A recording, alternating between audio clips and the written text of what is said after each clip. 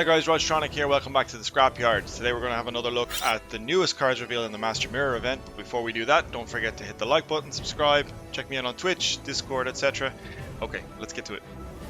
First up, we've got Amnesty. And what Amnesty does is it seizes an enemy unit with 3 power or less. It has the keyword Conspiracy boosted by 2, meaning when you're targeting a spying unit, you will take that 3 strength unit and boost it by 2. So that's a 5 provision card for a 5 strength unit. And then it also has the keyword Devotion, always trigger Conspiracy. So if you're running just one faction in your deck, you will always trigger Conspiracy, meaning you can grab just random 3 strength units and boost them by 2 when you're taking them over. That in itself, I think, makes this a really powerful card. I'm going to give it 4 pieces of scrap. Next up, we have Coup de Grace, legendary spell. It has the new keyword Echo, meaning you play it once, it goes back to the top of your deck in the next round and then gets doomed. It says damage an enemy unit by 2, so a legendary spell to do 2 damage. However, the death blow, if you kill a unit, you spawn and play a base copy of it. You can potentially put spying units on your opponent's board, then kill them and play them again. And then it says Conspiracy, always trigger the death blow ability. If you're running one faction in your deck, no neutrals, you can always trigger the death blow ability, meaning you can play units or basically just kill units or play units from your opponent's side of the board. This is an incredibly strong card, especially if this spy deck takes off. I'm going to give this 5 pieces of scrap. Incredible card. Next up is we have Ethereal, neutral, 8 provision, doomed. At the end of your turn, transform a non-demon unit to the right into a base copy of self. Not particularly impressive. See this being played with smaller units to get deploy abilities and then transferring them into 4 strength units. I really disagree with the way the English is spelt on this. I know it's the teacher in me. Unit to the right into a base copy of itself, perhaps I should say. I don't think there's anything special about this card. I'm going to give it 2 pieces of scrap. Next up, we have Fergus var Emrys, 7 strength, 7 provision, Nilfgaard unit, deploy, give an enemy unit spy. So again, going to trigger a lot of Conspiracy cards that you're going to probably have in your deck. It's also going to have Devotion. So if you're running just single faction, no neutrals in your deck, you will also give adjacent units spying as well. Now, what I'm unclear of is that do you give the adjacent units to the unit you targeted spying, or when you play it on your own side of the board, you give the units on your own side of the board spying? Perhaps you can fill me in the comments. In itself, I think it's just going to be a, let's say 4. I think it's 4. It's pretty strong. Not the most broken card in the world, but it's 4 pieces of scrap. Next up, we have Offering, and it says damage unit by 1. It's death blow, play a bronze unit from your graveyard and give it doomed. While I think the power of this card is pretty impressive to be able to play units from your graveyard, damaging unit by 1 and killing it I think is going to be hard unless you're playing specifically against a token filled deck. So I think I'm only going to give this 1 piece of scrap. It's not that impressive on its own.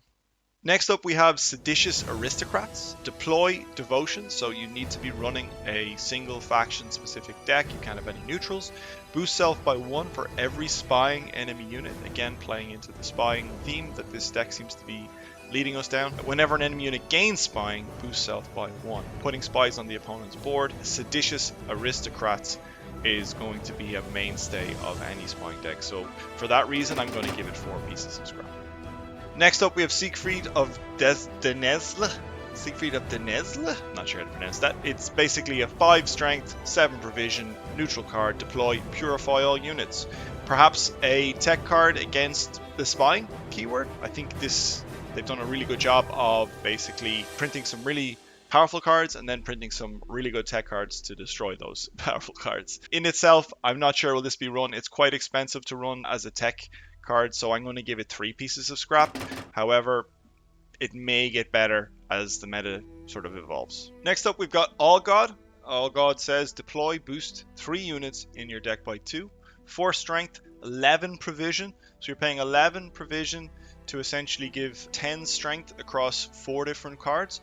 I think this card is a fun tech card perhaps. We may see a deck emerge where boosting cards in your hand or cards already boosted when played do damage or have cool effects.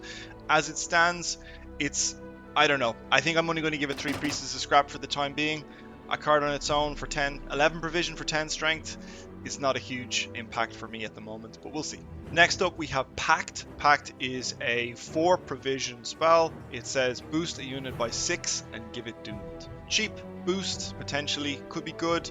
However, giving it doomed may also be a downside, so it can be easily countered by cards we're already seeing being revealed. A fairly substandard card in my opinion, won't see much play, so I'm going to give it 2 pieces of scrap.